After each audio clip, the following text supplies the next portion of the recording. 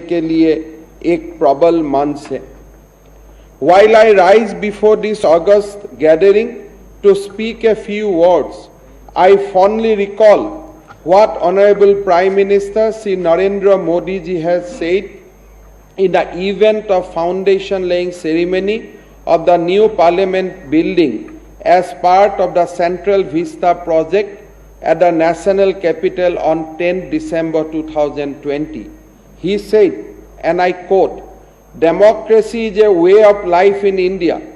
The laws made in the Parliament, the deliberation that take place are building blocks of our democracy."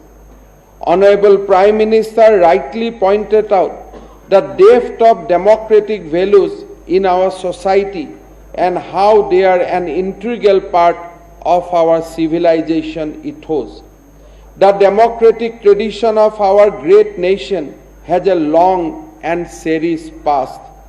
Having said that, it is pertinent to mention that the principle of democracy in India was originated from the Vedas. To make democracy a guiding force in polity, the ancient Indians coined the terms Sabha and Samiti, which represented two democratic institutions of our bygone era. Both these institutions found mention in the Rigveda and Atharva Veda. In these institutions, decisions were made after discussion with the king, ministers, and scholars at that time. This shows how politics at the time revolved around the democratic principle. People used to settle decisions together at the Sabha and Samiti with good intent. To arrive at a decision, people of different ideologies were divided into various groups and decisions were taken after mutual consultation. In ancient history of India, description of small republics is found where people participated together in the decision-making process related to the administration. The republic were defined as a democratic system in ancient India. The Atreyi Brahmins, Ashtadhyaya of Panini, inscription of Mahabharata and Ashoka pillars, the historical writings of contemporary historians, Buddhists and Jain texts, and in the Manusmriti, various historical evidence are found to that effect. In Mahabharata, we find mention of a gathering of common people which they call Jana Sadan in the Santi Parv. This Sadan was also known as Parliament, which documented the decision between Bhishma and Yudhishthira on various aspects of governance, including the benefits of Janpada, which were small kingdoms and which were nothing but a republic form of government. The Bhishma Parva of Mahabharata mention about 230 Janapadas. The Janapada that existed between 1500 BC to the 6th century BC was the highest political unit in ancient India. Though usually monarchical in nature, some of them followed a republic form of government. The Sabha Parv of Mahabharata also provide evidence of the republican form of polity where the constitutional practice of republicanism existed. The Mahajanpadas were the 16 most powerful and vast kingdoms and republic that existed in ancient India from the 6th to 4th century BC. Among the Mahajanpadas and smaller states, the Saikyas, Koliyas, Mallas followed republican government. A semblance of democratic tradition was evident in Assam in the days of Ahom rule also. Though the king was called Swargadev, was the head of the state, all decisions were taken by him only in the consultation with the ministers or Dangoriyas, which initially consisted of Bura Guhai, Bor Guhai and Borpatra Guhai. The ministers even had the power to dethrone the king and place someone else in his place or rule the kingdom by themselves in the absence of any suitable person to adorn the crown. We find the same democratic spirit flourishing with the emergence of Mahapurush Srimanta Shankar Deva in the social and religious landscape of Assam, who through Ekasaran Namadharma sowed the seeds of an equal and just society.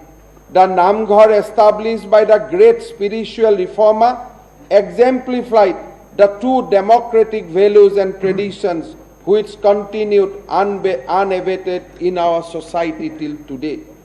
I feel immensely proud that CPA Assam State Branch and Assam Legislative Assembly has got the remarkable opportunity to host the 8th Commonwealth Parliamentary Association India Region Conference, which is being participated by Honorable Speaker and Deputy Speaker of Legislative Assembly, Chairman and Deputy Chairman of the Legislative Council of our country.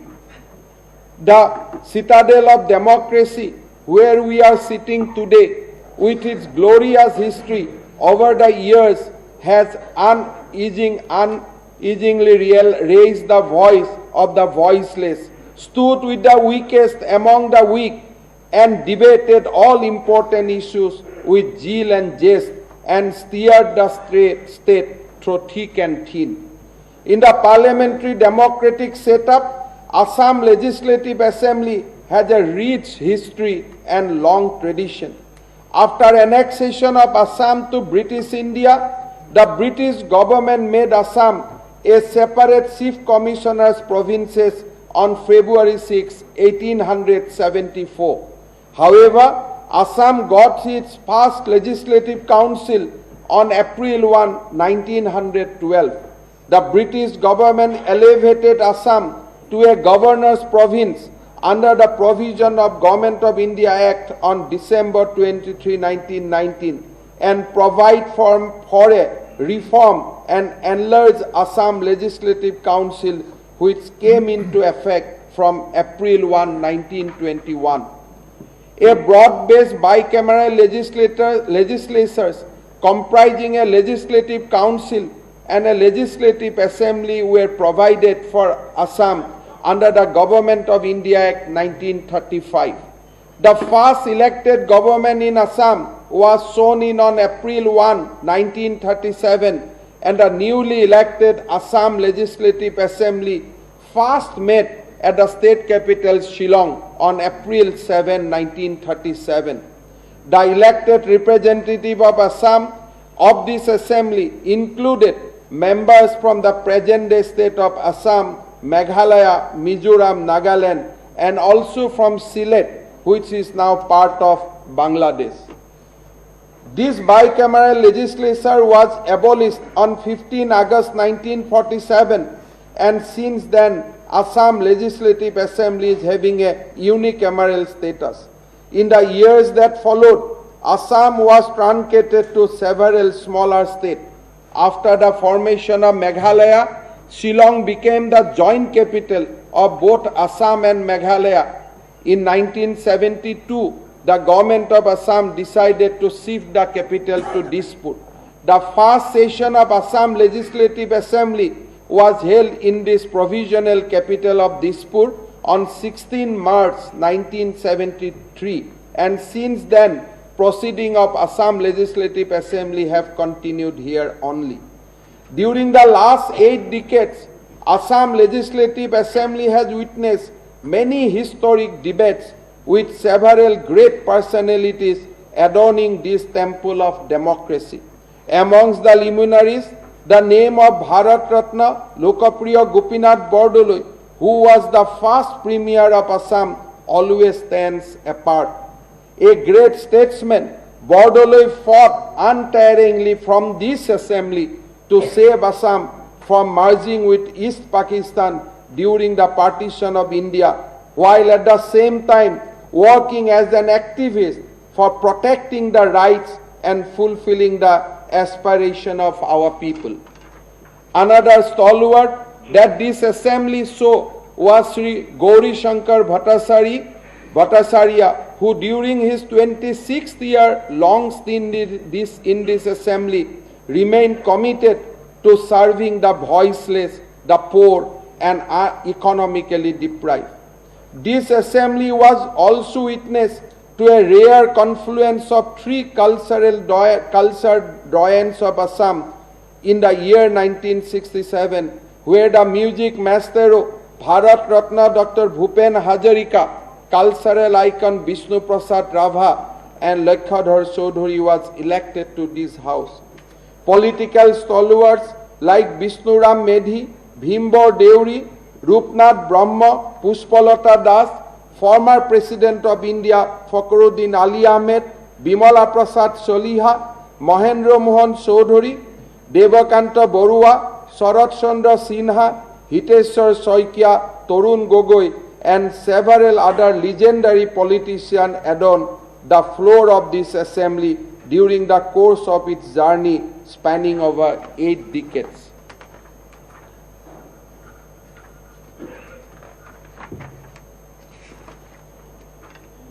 This august house played a pioneering role in shaping the socio-cultural and academic edifice of the state while giving a major push to Assam development narrative. In the establishment of Guwahati High Court, the first University of Assam, Guwahati University, and setting up the first oil refinery in Assam are few of the many landmark steps that this august house has taken over the years. The Assam Legislative Assembly has passed several important legislation in the last decade to bring about transformative changes in the lives of the people of the state. This year, Assam Legislative Assembly is celebrating the 85th year of its foundation.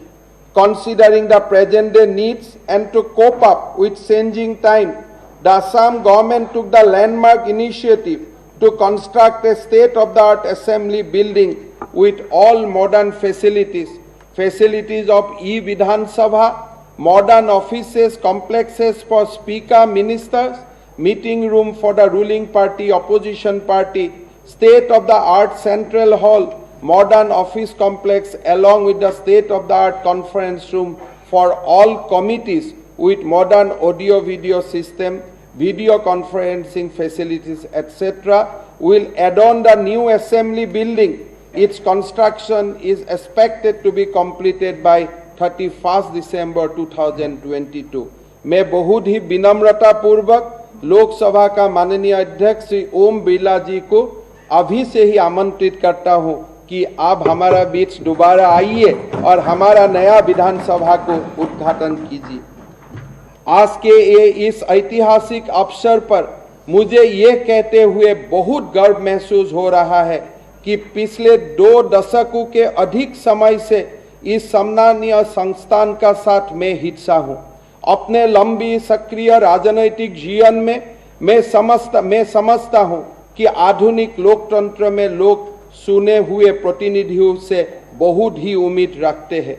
लोग चाहते हैं कि हम उनकी आवाज और अभिभावक बने। लोगों ने उनके जीवन की मूलभूत आवश्यकताओं के साथ उनके सपनों की पूरा करने के लिए हमें जिम्मेदारी दी है।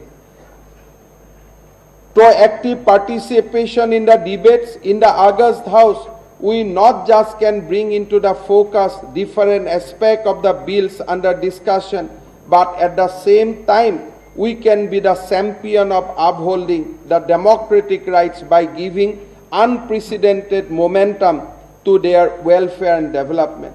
In this context, CPA provides a timely platform for in-depth deliberation on a wide range of issues of constitutional, legislative, economic, social and cultural aspects, which are of the paramount importance for furthering our rich democratic tradition. By working together and learning from each other, we can constantly improve our democratic practice and system, and we all need to work towards that goal only to meet the aspiration of our citizens and celebrate democratic spirit of our great country. भूतपूर्व प्रधानमंत्री भारत रत्न अटल बिहारी वाजपेयी जी ने कहा था, भारतीय लोकतंत्र की सबसे बड़ी ताकत है, ये ताकत यही है कि हमने हमेशा राष्ट्र को राजनीति से ऊपर रखा है। वाजपेयी जी का शब्द हमारे मजबूत लोकतंत्र का सच्चा प्रतिबिंब है। मुझे विश्वास है कि सीपीए का इस क्षेत्रीय सम्मेलन में विचार और विमर्श के माध्यम से हमें अधिक प्रोत्साहन मिलेगा। Former Prime Minister Bharat Ratna Atal Bihari Vajpayee ji has once said, Indian democracy's greatest strength is that we have always put nation above politics. Vajpayee ji's words are a true reflection of our cherished democratic ethos, which I believe will find greater impetus through the deliberation at this regional conference of CPA. With these few words and thanking you all for taking out time to visit Assam to take part of this remarkable event, I bring an end to my words. Thank you very much. Jai Hind. Thank you for your